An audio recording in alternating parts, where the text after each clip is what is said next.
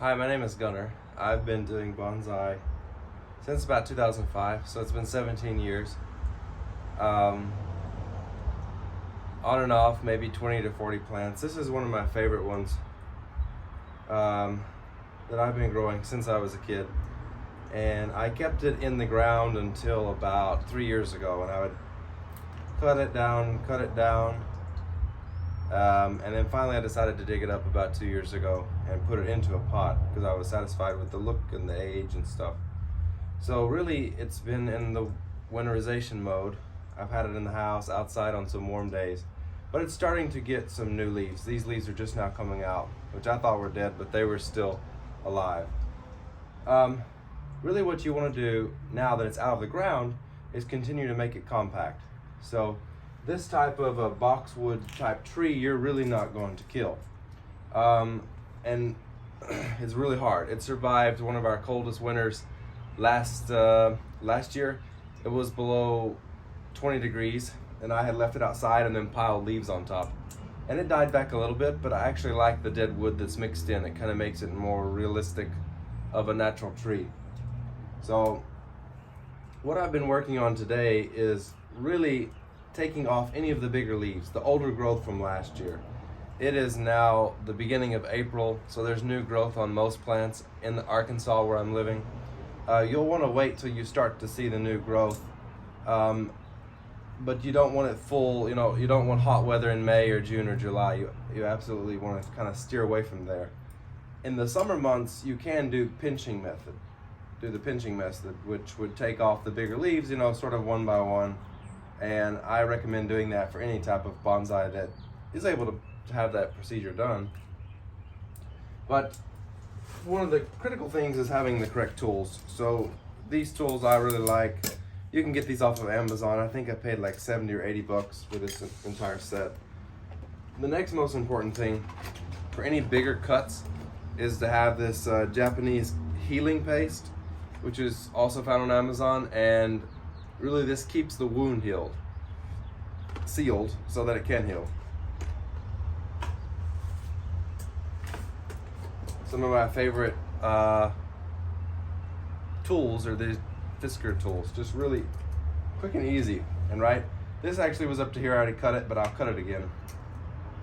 I'll cut off any dead branches. Some of the bigger dead branches, you're gonna want this. You want this concavity so that you can get up against the main part of the plant. For example, here is a dead branch and it really needs to go. So clip it off like that. So now I'm going to work on the plant a little bit more. And what I will do, take the paste, put the paste right on that wound that I just created on the fresh plant. As it's growing, especially in the spring, and this type of plant doesn't have a sap to sort of prevent the bleeding of the water and the nutrients that are within the plant, you want to seal off any of those.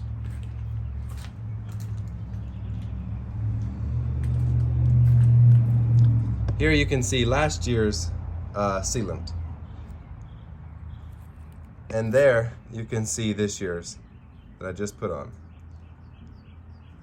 Now I'm going to work my way through this plant and I'll put the video on higher speed.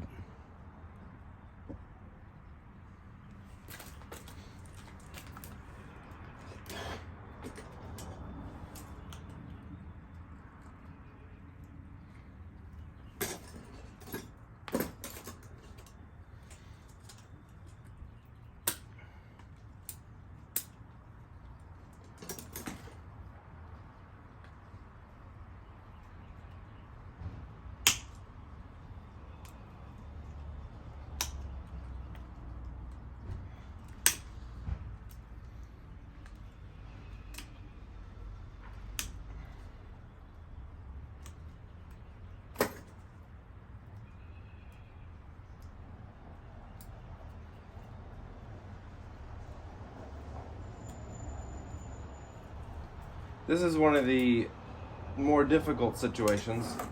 You have this long branch which doesn't seem as natural, and it does have a nice crown, but really what I want to do is bring the bush down. This is kind of the peak, the apex of the tree. So I think for the time being, which I've already brought down, the limb was originally here. I've already brought it down, so I'm going to keep it here. I might wire it in a direction, or wire this one out. But you really kind of like this open crown so you can see into the plant, but at the same time you let light into the middle of the plant to allow future growth.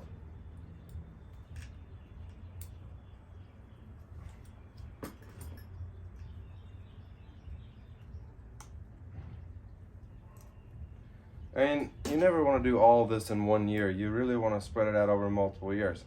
So for example, I know that this plant is at least 20 years old because it was already a little bit grown when I found it some 15 years ago.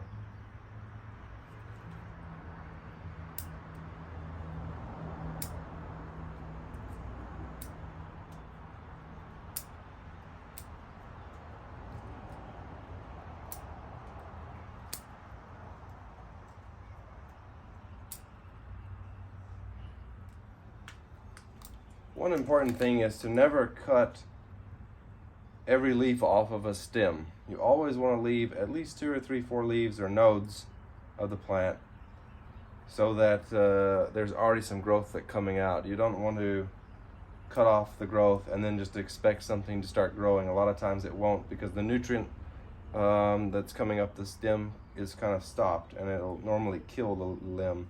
So as long as there's a couple nodes of leaves emerging or bigger leaves, then you're fine to really cut back.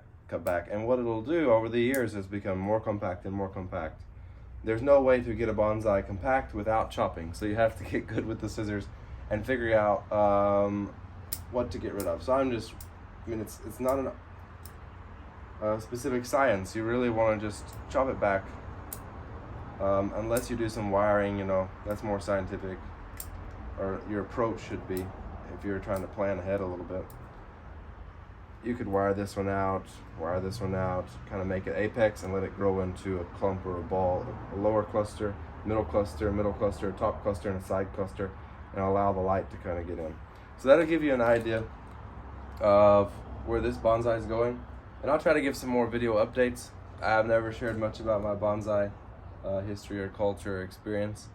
Now this is year, like I said, I think 17, and I'm only 30. So I started it quite young. But I look forward to many more years of this. This is just one of my bonsais, one of my favorite ones. So I thought I would bring it to you first. Okay, have a good day. Thank you for watching. Bye-bye.